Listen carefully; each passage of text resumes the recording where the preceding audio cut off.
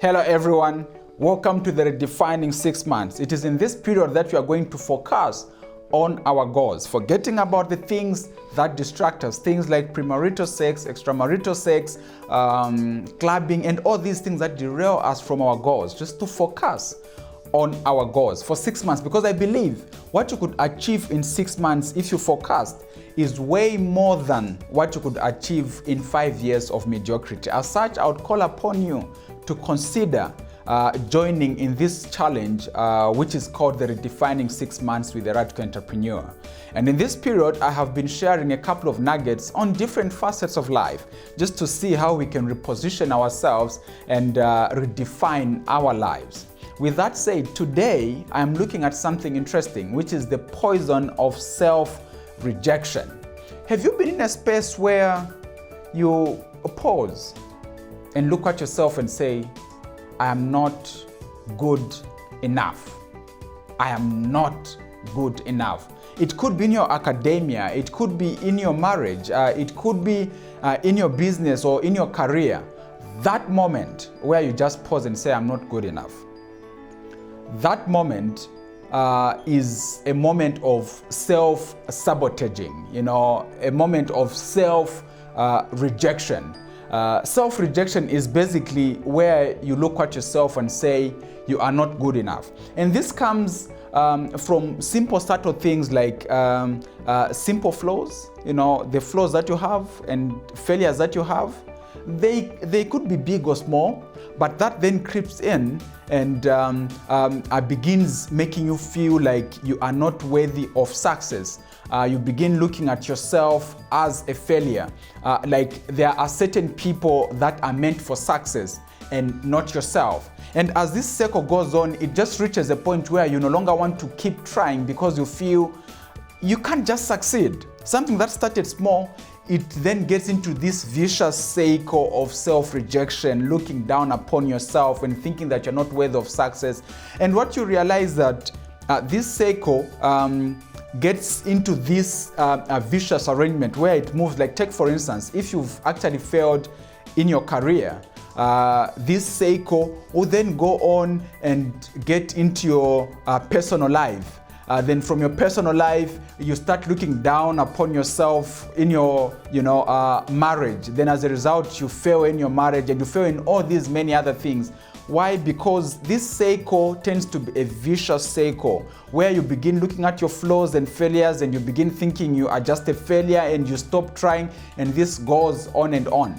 And I just thought of sharing with you that if you have been in a space, as an example, where you are comparing yourself with others, then just know that you are creeping towards this cycle of self-rejection. Just that moment when you start looking at others and using others as a benchmark to yourself, then you are creeping in this thing of self-rejection. When you find yourself in a space of self-isolation, where you just don't want to mingle with people and you think, no, for me, I don't want to be with, these family members or these friends, I just want to be alone and whatnot, and you find yourself isolating from others, just know that you are possibly going towards self-rejection. And if you find yourself adjusting your goals, you're just adjusting your goals so that you don't fail. What do I mean by that? You have these set goals, and by the way, we are getting towards the close of the first quarter. You realize that you had these goals that you had at the beginning of the year, things that you wanted to achieve through this year.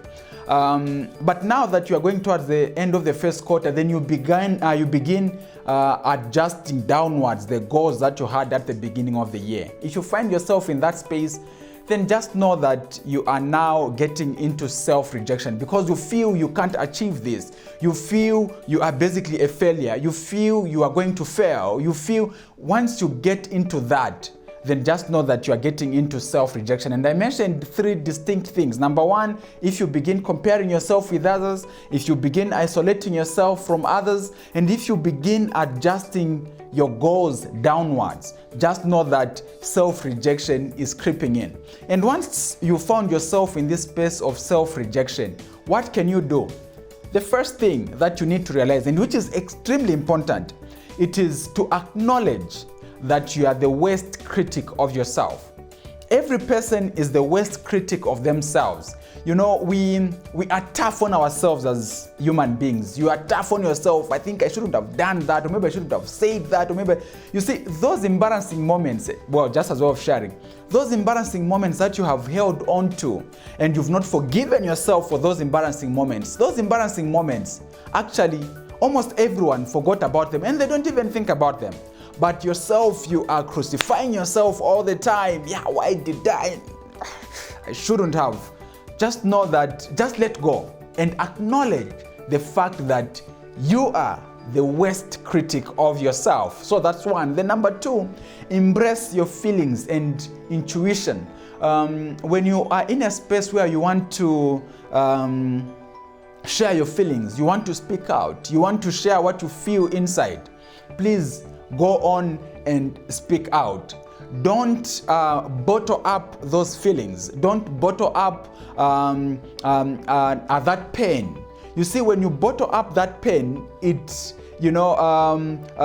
puts you in a space where you start moving with the flow. Now, when you're moving with the flow, you begin feeling worthless. So whenever you find yourself in a space where you need to speak out, please speak out. And lastly, just know that you are amazing. This is extremely important. Just know that you are amazing. I know this sounds cheesy, this sounds cliche and whatnot, but just know that you are amazing, because it is extremely important to realize that there is only one you, there will only be one you, and you are unique in your own way. Just know that you are amazing. So how do you solve self-rejection? Number one, acknowledge that you are the worst critic of yourself. Number two, embrace your feelings and intuition. Then number three, acknowledge that you are amazing. With that said, I want you to know that self-rejection can be toxic. It can be so bad. It can be self-sabotaging. You know, it can destroy you. So it is important that you swim out of it at the earliest possible time that you can. And if you find yourself in a space where you are doubting, if you write this email, are they going to reply? My word to you is that write anyway. If you find yourself having worked on an article and you're thinking, is it good enough? Just publish it anyway. If you see a job advertisement and you're thinking, am I good enough for this? Just give it a try anyway. In anything that you find yourself in and you're doubting yourself, just go ahead anyway. It is important because sometimes we look down upon ourselves. Own up and realize that there is only one you and you can really make it. Don't self-destruct yourself and don't self-destroy yourself. Realize that self-rejection has brought a number of us down. And let us continue redefining in these 6 months of redefinition. And if you can, be part of the climax, which will be at the Redefining Masterclass taking place at the National Hero Stadium on the 4th of July. Be sure to be part of that wonderful day. This is the message from the Radical Entrepreneur, and the future is bright.